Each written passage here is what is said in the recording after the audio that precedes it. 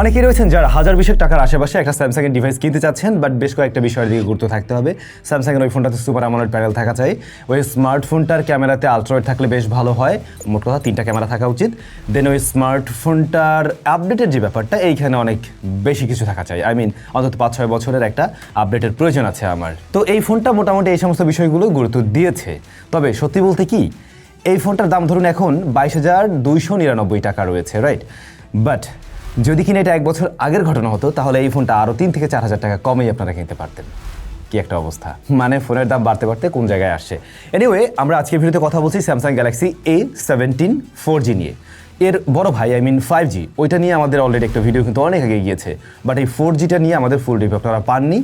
আমরা কয়েকদিন আগে একটা ওই যে টপ 5-এর ভিডিও করছিলাম, ওইখানে কিন্তু এই ফোনটার ব্যাপারে বলছিলাম এবং বলছি যে এই ফোনটা আমরা ব্যবহার করছি, আমরা এটা রিভিউ নিয়ে আসবো। তো A17 4G স্মার্টফোনটার ডিজাইনটা যদি আমরা দেখি, ডিজাইনটা কিন্তু ওদের এই A সিরিজের অনেক স্মার্টফোনের সাথে সেম টু সেম মিল রাখে, এমনকি বড় ভাইদের সাথেও মিল রাখে। ডিজাইনে আপনি খুব একটা নতুন কিছু দেখবেন না, আবার এটা বোরিং টাইপের ব্যাপার যে এমনও না। তবে ফোনটা যথেষ্ট স্লিম হওয়ার কারণে ধরে ধরে ভালো লাগবে, এটা শিওর। বাট হ্যাঁ, রিয়ার প্যানেলটাতে প্রচুর পরিমাণে ফিঙ্গারপ্রিন্ট বসে, স্মাচেস বসে, যে জিনিসটা আবার একদমই দেখতে ভালো লাগে না, একটুতেই পড়ে যায়। তো আপনারা কেসটা ব্যবহার করলে বরং ভালো। আর এর বডি ফ্রেমটাও প্লাস্টিকের তৈরি, কিন্তু ভালোর বিষয় ডিসপ্লেকে প্রোটেকশন করছে Corning gorilla glass Victus plus. At least protection এখানে রয়েছে। 3.5 মিলিমিটার হেডফোন জ্যাক কিন্তু এই ডিভাইসটায় নাই, সেটা মাথায় রাখতে পারেন। ভরের দিক থেকে 190 গ্রামের মতো, এটাকে আমি স্ট্যান্ডার্ড জায়গায় রাখছি। ওকে, এই আর কি। কারেন্টলি এই স্মার্টফোনটা আপনারা অ্যাভেলেবল পেয়ে যাবেন SMS গ্যাজেটসে, এবং ওদের কাছে দাম রয়েছে 22,299 টাকা। কয়েকদিন আগে আরেকটু বেশি ছিল। তাদের সব রয়েছে ঢাকার বাইরে, আপনারা অনলাইন থেকেও পারচেস করতে পারবেন। ডেসক্রিপশনে আমি সমস্ত কিছুই মেনশন করে দিচ্ছি। ফার্স্টেই যদি আমরা এই ডিসপ্লে প্যানেলে আসি, হ্যাঁ, স্যামসাং এই ডিভাইসটাতেও সুপার অ্যামোলেড প্যানেলে দিয়েছে।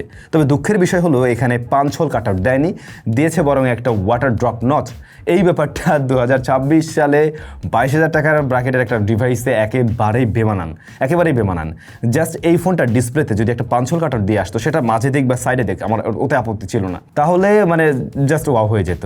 এখন এর বাইরে গিয়ে যদি আমরা দেখতে পাই, ডিসপ্লেটার লোয়ার চিনটা একটু মোটা, যেটা একটু বাজেট ফোনের ফিল দিবে আপনাকে। আর অন্যদিক থেকে কালার রিপ্রেজেন্টেশন খুবই ভালো, এটা টাচ রেসপন্সও ভালো। মাল্টিমিডিয়া কনজাম্পশন করলে আপনার ভিডিও দেখে সব কিছুতেই ভালো লাগবে, এটা শিওর। তাছাড়া এটাতে আপনারা 90 হার্টজ পর্যন্ত হাই রিফ্রেশ রেট পাবেন। আমরা দেখলাম মোস্টলি 90 হার্টজ পর্যন্তই দিতে পারছে ম্যাক্সিমাম অ্যাপের ক্ষেত্রেই, মানে ওইখানেই লকড থাকে বলা যেতে পারে। আর হ্যাঁ, রেজলিউশন কম নাই, ফুল এইচডি প্লাসই আছে। সো সেই জায়গাগুলোতে কমতি রাখেনি, এটা ট্রু। সেই সাথে আবার প্রোটেকশনের ব্যাপারটা বলছিলাম ভিক্টাস প্লাস। তো মূলত কমতির জায়গা ওখানেই যে লোয়ার চিনটা একটু মোটা, আর এদিকে রয়েছে একটা ওয়াটার ড্রপ নচ। এই ডিসপ্লেটা যদি একটা ভালো ডিসপ্লেতে থাকে, তাতে আপনার সমস্যা না হয়, তাহলে আমার মনে হয় না এটা নিয়ে কোনো কমপ্লেন করার সুযোগ থাকবে। বাট পার্সোনালি আমার কাছে এই ওয়াটার ড্রপ নচের ব্যাপারটা ভালো লাগেনি। এর বাইরে আমি সন্তুষ্ট। ক্যামেরা আসলে রিয়ারে আমরা 3টা শুটার দেখব। চাইলে 3টে শুটারকে এই কাজে লাগানো যায়। মেইন শুটার 50 মেগাপিক্সেল, পরবর্তী শুটার 5 মেগাপিক্সেল, যেটা আলট্রা ওয়াইডে ছবি দিবে। আমার মনে হয় না 22,000 টাকা প্রাইস ব্র্যাকেটে আপনারা কোনো ডিভাইসই পাবেন যেটাতে আলট্রা ওয়াইড রয়েছে। হ্যাঁ, এটার সেন্সর অনেক বড় না, 5 মেগাপিক্সেল, বাট স্টিল অ্যাভেলেবল আছে এখানে। এরপরে 2 মেগাপিক্সেল একটা ম্যাক্রো রয়েছে। যদি ভালো লাইটিং কন্ডিশনে ম্যাক্রো ফটোগ্রাফি অনেকেই পছন্দ করে, তাদের ক্ষেত্রে ওটা কাজে লাগবে। আর ফ্রন্ট ফেসিং ক্যামেরাটা হচ্ছে কি 13 মেগাপিক্সেল। আমি যদি এক কথায় উত্তর দিই, এই প্রাইস পয়েন্টে অফিসিয়াল আনঅফিসিয়াল ম্যাক্সিমাম ডিভাইসের চাইতে এইটার রেজাল্ট বেটার। বিশেষ করে প্রপার লাইটিং কন্ডিশনে এই স্মার্টফোনের প্রত্যেকটা ক্যামেরাই আপনাকে ইউজেবল আউটপুট দিতে পারবে। ডিলাইট কন্ডিশনের ছবিতে আমরা ডাইনামিক রেঞ্জ হ্যান্ডেল ভালো দেখছি। সবচেয়ে বড় বিষয়, লো বাজেটের ফোনগুলোতে আমরা দেখতে পাই এক্সপোজার কন্ট্রোলিং ভালো হয় না, বাট এই ফোনটা কিন্তু ভালো করছে না। কালার একদম একুরেট না, স্যামসাংয়ের টোনটা আমরা একটু টুইকটেড দেখি, সেটা ওদের এই ফ্ল্যাগশিপ ডিভাইসও আমরা দেখতে পাই। এক্স্যাক্টলি সেম ব্যাপারটা এখানেও রয়েছে, একটু ক্রিস্প একটা ভাইব্রেন্ট কালার দেয়, যেটা দেখতে ভালো লাগে। ছবির ব্রাইটনেস সবকিছু মোটামুটি ভালো আছে। দেখুন, এই যে ভালো আছে বা বেটার রেজাল্ট দিচ্ছে, এইটা কিন্তু আমি এই প্রাইস পয়েন্টের ডিভাইসের সাথেই কম্পেয়ার করে বলছি এখনকার বিবেচনায়। আমি শুরুতে একটা কথা বলছিলাম, এই ফোনের দাম হওয়া উচিত ছিল 17-18 হাজার টাকা, যদি আমরা 1 বছর আগে চিন্তা করতাম। কারণ A16 4G ওই ডিভাইসটা ওরকম সেগমেন্টেই পাওয়া যেত, আপনাদের খেয়াল আছে কিনা। আর স্পেক ওয়াইজ প্রাইস সিমিলারই ছিল, কিন্তু ওই ফোন তো অ্যাভেলেবল নাই। আর দ্বিতীয়ত যখন ও লাস্টের দিকে ছিল, তাও দাম অনেক বেশি ছিল। এখন 22,000 টাকা প্রাইস ব্র্যাকেটে রাইট নাও যে ডিভাইসগুলো রয়েছে, তাদের তুলনায় এটার মেইন ক্যামেরাটা যথেষ্ট ভালো আউটপুট দিচ্ছে। ইভেন লো লাইটের দিকেও আমরা দেখতে পাই শার্পনেস ডিটেল ভালোই ধরে রাখতে পারে। একটু কন্ট্রাস্টি হয়, একটু কালারফুল লাগে, ভাইব্রেন্ট লাগে, দেখতে খারাপ লাগে না, ভালোই লাগছে। তাছাড়া ভালো লেগেছে আমার কাছে এর পোর্ট্রেট মোডে আর্টিফিশিয়াল ব্যাপারটা পায়নি। বিশেষ করে ব্যাকগ্রাউন্ড ব্লারনেসটা আপনি দেখতে পাবেন, এটা অনেকটা ন্যাচারাল লাগছে। সাবজেক্ট সেপারেশন ভালো, তাছাড়াও ভালো ডিটেইলে রাখতে পারছে, আর ওয়েল ব্যালেন্সড সব দিক থেকে। সো পোর্ট্রেটের দিক থেকেও আমি বেশ কিছুটা এগিয়ে রাখবো, তবে আরেকটা ফোকাল লেন্থ থাকলে জোস হইতো। এরপরে আছে আলট্রা ওয়াইড। সত্যি বলতে এর আলট্রাওয়েটটা দিয়ে আমি সাজেশন দিব অবশ্যই দিনের বেলাতে ছবি তোলার জন্য বা ভালো আলোতে, তখন এর ছবি আপনি কাজে লাগাতে পারবেন। লো লাইটের দিকে খুবই স্ট্রাগল করে। তাছাড়া এটার ছবি জুম টুম করলে খুব একটা ভালো আউটপুট পাবেন না, কারণ 5 মেগাপিক্সেল একটা শুটার এবং সেখানে আপনারা ডিটেলও তেমন একটা দেখবেন না। বাট ভালো আলোতে কাজে লাগানোর মতো ছবি বের করা সম্ভব হয়। আর ম্যাক্রো শুটার তো ম্যাক্রো শুটার, এটা দিয়ে চাইলে টুকটাক ফটোগ্রাফি করা যেতে পারে ডে লাইট কন্ডিশন অবশ্যই বা প্রপার লাইটে।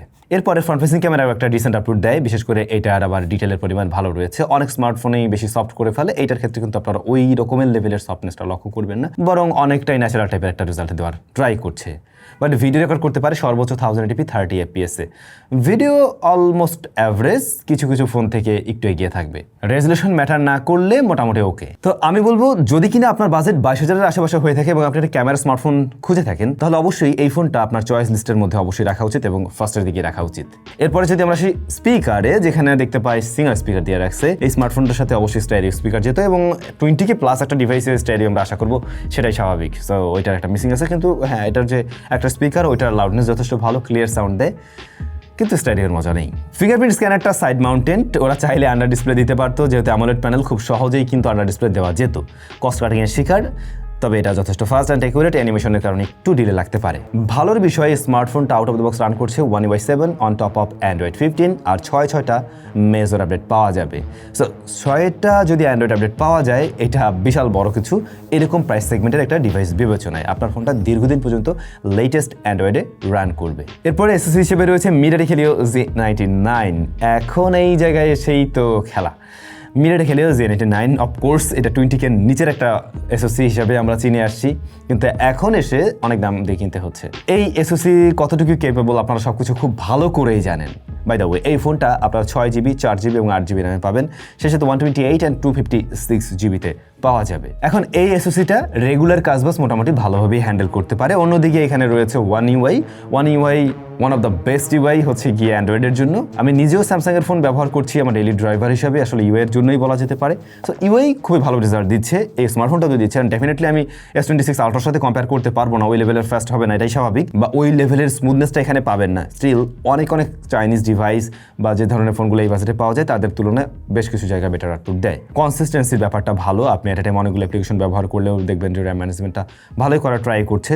8GB র্যামটা নিতে পারলে ভালো, সেক্ষেত্রে আপনি যদি বেশি অ্যাপ ব্যবহার করার পরে অ্যাট এ টাইম, সেক্ষেত্রে আপনি কিন্তু বেটার আউটপুট পাবেন। তারপরেও কয়েকটা ব্লোটওয়্যার এখানে আছে, আপনাদের এগুলো আই গেস প্রয়োজন হবে না, হলে তো রাখবেন, না হলে আনস্টল করে নেওয়া বরং একটু বেটার আর কি। কোনো ধরনের ল্যাগ কিংবা হ্যাং করার মতো ইস্যু আমরা কিন্তু এই ডিভাইসটাতে ফেস করিনি।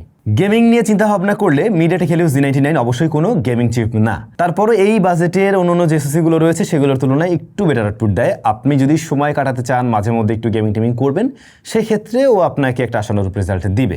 যেমন ধরুন পাবজির ক্ষেত্রে স্মুথ এক্সট্রিমে প্লে করা যাচ্ছে এবং স্মুথ রেজাল্টই পাওয়া যায়। একেবারে ওই অ্যাকশন মোমেন্টে গেলে টুকটাক লাইকের দেখা আমরা পেয়েছি, তাছাড়া মোস্টলি চলছে আর কি ভালোই, ওভারহিট করছে না, অতিরিক্ত গরম হয়ে ব্যাটারিও খুব বেশি বার্ন করে বা থার্মাল ছোট করে যাতে প্রবলেম ফেস করতে হয়নি। তাছাড়া যারা ফ্রি ফায়ার খেলবেন তারা তুলনামূলকভাবে আরেকটু বেটার পাবেন, বিশেষ করে স্মুথনেসটা আপনার কাছে আরেকটু বেটার মনে হবে। আর একটা জিনিস হচ্ছে সুপার আমোলেড প্যানেল হওয়াতে গ্রাফিক্সটা ওই লেভেলে না আসলেও দেখতে আর কি ভালো লাগে এই, কিন্তু একটা জায়গায় আবার একটু কমতেও মনে হয়। ওই যে স্পিকার তো সিঙ্গেল দিয়ে রাখছে, তো ওই মজাটা পাওয়া যায় না গেমিং টাইমে আর কি। এখন কেউ অবশ্যই এটাকে গেমিং ফোন হিসেবে কনসিডার করবেন না, জাস্ট এটা মাথায় রাখতে পারেন আমি আমার টুকটাক সময়ে যখন ফ্রি টাইম রয়েছে মাঝে মধ্যে গেমিং করবো, দেন ও আপনাকে সামনে নিতে পারবে।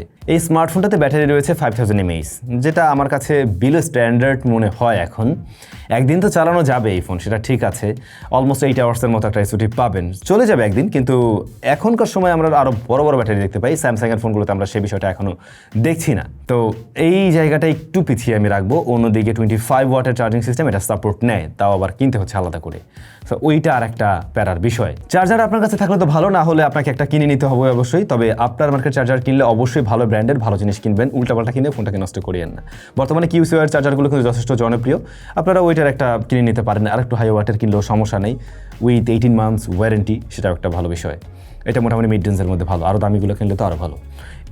এর বাইরে স্মার্টফোনটা নেটওয়ার্ক রিসিপশন জনিত কোনো ধরনের প্রবলেম আমাদের ফেস করতে হয়নি, বাকি সেন্সরগুলো ঠিকঠাকভাবে কাজ করছে, সমস্ত কিছুই মোটামুটি ওয়ার্কেবল, একদমই পারফেক্ট। এখন এই ফোনটার দাম 20K মধ্যে হলে একদম দারুণ একটা খেলোয়াড় হয়ে যেত। তারপরে যদি স্যামসাংয়ের ফোনে আপনি নিতে চান এই প্রাইস সেগমেন্ট থেকে, তাহলে বোধহয় এর চাইতে বেটার অপশন তো এই মুহূর্তে নেই। আগে কয়েকটা ছিল এম সিরিজের, ওগুলোর দাম আরও বেড়ে গিয়েছে। বাজার যদি 22-এর আশেপাশে হয়ে থাকে আমি বলবো অবশ্যই স্যামসাং ফোন নিতে চাইলে এই ফোনটা দেখতে পারেন। এটা নেওয়ার জন্য বেশ কয়েকটা কারণ রয়েছে বর্তমান মানে টাইম বিবেচনায়। এটার আপডেটের বিষয়গুলো অবশ্যই থাকবে। এইটার এসওসিটা অবশ্যই এই বাজার থেকে এখন আর ফেলে দেওয়ার মতো না, মোটামুটি স্ট্যান্ডার্ড জায়গায় থাকে যেহেতু দাম বেড়ে গেছে। দ্বিতীয়ত ক্যামেরার জন্য অবশ্যই এটাকে আপনি চয়েস লিস্টে রাখতে পারেন। আর ইউআই এর একটা ব্যাপার আছে, ডিসপ্লেটাও ভালো কিন্তু ডিসপ্লেটার ওই পাঞ্চল কাটারটা নেই। এখন আপনাদের কাছে এই ফোনটা কেমন লাগলো, কারা অলরেডি কিনে ব্যবহার করছেন, আপনাদের অভিজ্ঞতাগুলো শেয়ার করবেন। সবাই ভালো থাকবেন, দেখা হচ্ছে স্যামসাংয়ের নতুন কোনো ভিডিওতে।